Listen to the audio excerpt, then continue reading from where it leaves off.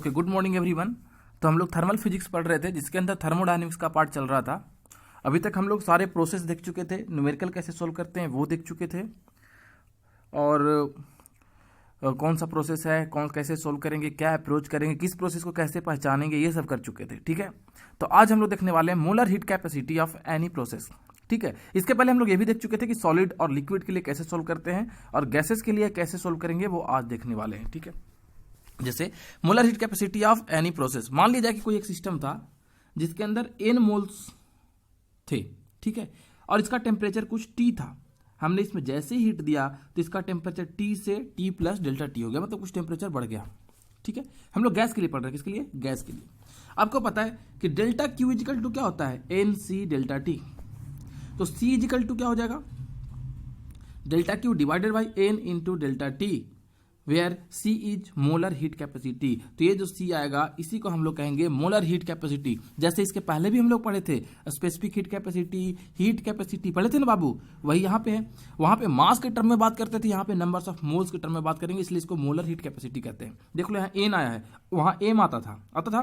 तो if N equal to 1 and delta T equal to 1 unit रखते हैं तो C इजिकल टू क्या हो जाएगा? Delta Q। तो इसका डिफिनेशन मिल गया हमको मोलर हीट कैपेसिटी का, कि heat given per mole of gas to raise its temperature by unity is called molar heat capacity. अगर कोई 1 मोल का गैस है, कितने मोल का? 1 मोल का गैस है, और उसमें हमको 1 डिग्री टेम्परेचर बढ़ाना है, तो उसके लिए हमको जितना हीट की जरूरत पड़ेगा उसी को हम लोग मोलर हीट कैपेसिटी कहेंगे। ठीक है, ओके, वही सेम हीट कैपेसिटी पहले क्या होता था स्पेसिफिक हीट कैपेसिटी में कि 1 ग्राम मास को यूनिट टेम्परेचर, यहाँ क्या है? यूनिट मोल को यूनिट टेम्परेचर, इसलिए इसका नाम है मोलर हीट कैपेसिटी। ठीक है, अब देखते हैं जैसे कोई एक सिस्टम था जिसके अंदर m मास था। कितना मास था? m मास था। इसमें कुछ हीट दिए डेल्टा Q, इसका टेम्परेचर T से डेल्टा T हो गया। तो जब मास होता था तो हम लोग क्या फॉर्मूला लगाते थे? Del Q equal to mh delta T। और जब अगर नंबर्स ऑफ मोल n होता था तो हम लोग क्या लगाते थे? NS delta T, NC delta T, वही लिखते थे, और कुछ फर्क नहीं था। यहाँ पे M है, वहां पे N था। S तो स्पेसिफिक हीट ही है, वहां पे भी स्पेसिफिक हीट था, इसलिए उसको C से किए थे, इसमें S से कर रहे हैं। नाम कुछ भी रख दो, नाम पता होना चाहिए। तो S इजिकल टू क्या हो जाएगा? Delta Q divided by M delta T। अगर M 1 पुट कर दे, डेल्टा T 1 पुट कर देंगे तो S को स्पेसिफिक हीट कैपेसिटी कहते थे। ये तो ऑलरेडी पढ़ा चुके हैं। और ये किस केस में लगेगा? सॉलिड और लिक्विड में ऐसे सोल्व करना है। और गैस के लिए numbers of mole delta Q equal to NC delta T, ये वाले कॉन्सेप्ट से सोल्व करना है। किसमें? गैस के लिए। और सॉलिड एंड लिक्विड के लिए ये वाला से सोल्व करना है। ठीक है, ऑलरेडी पहले ही बता चुका हूं मैं। तो molar heat capacity of an isobaric process, अगर आइसोबारिक प्रोसेस है तो उसका मोलर हीट कैपेसिटी कितना होगा वो देख लेते हैं। ठीक है, तो देखो हमको पता है कि कौन सा पढ़ना है हमको, कौन सा? मोलर। तो मोलर का फॉर्मूला लिख दो, मतलब कि गैस के लिए हम लोग पढ़ रहे हैं। किसके लिए पढ़ रहे हैं? गैस के लिए। तो delta Q equal to NC delta T। Okay, if pressure is constant, pressure कैसा है? कांस्टेंट, तो C को हम लोग लिख देंगे C सफिशिएंट ऑफ, सफिक्स में P लिख देंगे, मतलब specific molar heat capacity at constant pressure. C को CP खाली लिख दिए ताकि पता चले कि प्रोसेस कौन सा है। प्रोसेस बता रहा है कि कांस्टेंट प्रेशर प्रोसेस है। ठीक है, ओके, तो यहां से C इजिकल टू क्या हो जाएगा? Delta Q divided by N delta T, और चूंकि कांस्टेंट प्रेशर प्रोसेस तो C को हम CP लिख दिए, तो CP equal to NQ by N delta T। For constant pressure process work done equal to NR delta T, already हम derive कर चुके हैं। For constant pressure process work done equal to NR delta T, already मैं derive कर चुका हूं। ठीक है, ओके,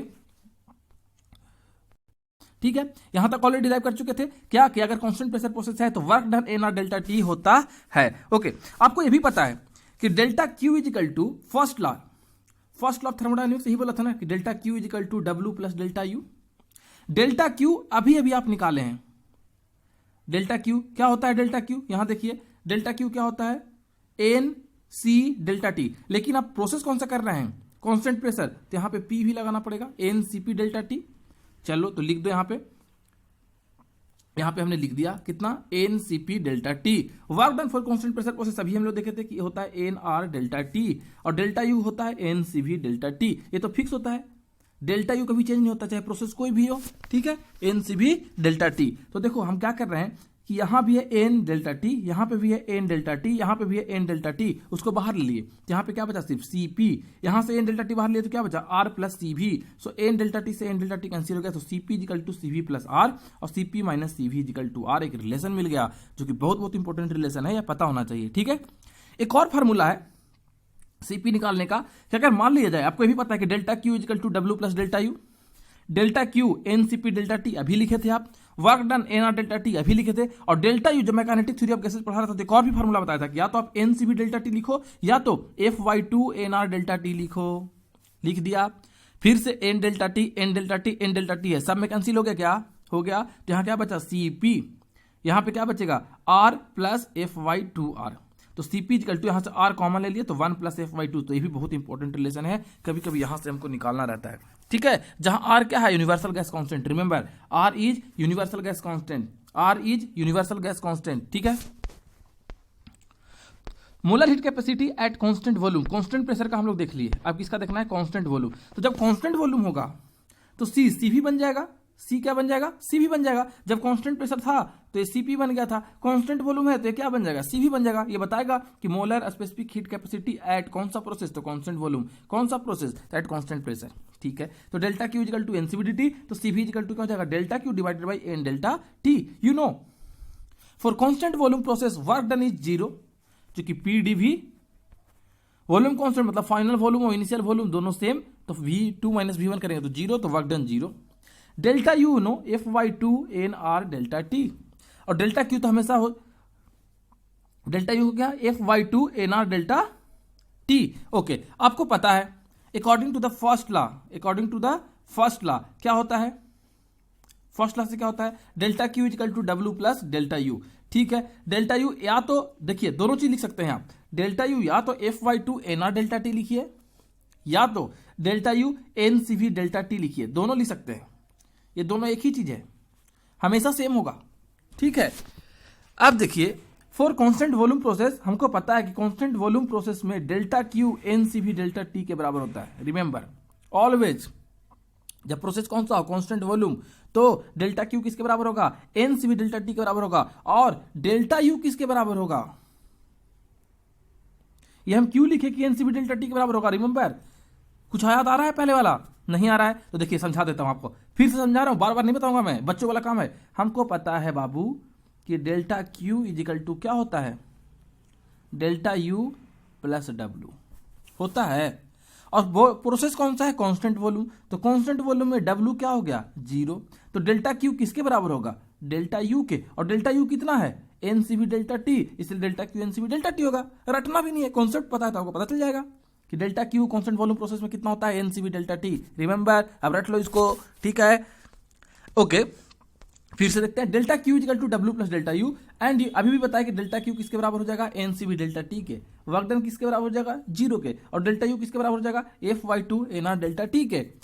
तो दोनों तरफ है डेल्टा टी और एन, तो कैंसिल हो गया, यहां से क्या बचा, सिर्फ सी वी, यहां से क्या बचा, एफ वाई टू आर, तो सी भी equal to F by two R होता है, और सी पी इजिकल टू अभी हमने पीछे देख लिया था कि R into one plus F by two होता है, और यहां पे क्या होता है, सी भी इजिकल टू क्या होता है, R into F by two, बस इतना में ही फर्क है, इसमें F by two plus one है और इसमें सिर्फ एफ वाई टू है। ठीक है, तो जब कांस्टेंट वॉल्यूम होगा तो सिर्फ एफ वाई टू आर होगा, उसमें R into F by two plus one हो जाएगा, प्लस वन ऐड हो जाएगा। ठीक है, अब molar heat capacity of any process देख लेते हैं। अभी तक तो स्पेसिफिक देखे थे कि कांस्टेंट प्रेशर प्रोसेस में क्या होगा, कांस्टेंट वॉल्यूम में क्या होगा, अब देख लेते हैं कि कोई भी प्रोसेस रहा रैंडम तो क्या होगा। मान लिया कि एक गैस है जिसके अंदर एन मोल्स रखा हुआ है, जिसके अंदर एन मोल्स रखा हुआ है, इसमें हमने हीट दिया, इसका टेम्परेचर टी से डेल्टा टी हो गया। ठीक है, ये सब ऑलरेडी कवर्ड है, delta Q equal to NCB delta T होता है, और C equal to delta Q by N delta T होता है। ठीक है, अब सी क्या होता है, मोलर हीट कैपेसिटी होता है, सी क्या होता है, मोलर हीट कैपेसिटी होता है। तो molar heat capacity of isobaric process already मैं पढ़ा चुका हूं, ये सब ऑलरेडी कवर है, फिर से करने की जरूरत नहीं है। चलो ठीक है, वो सब कवर है।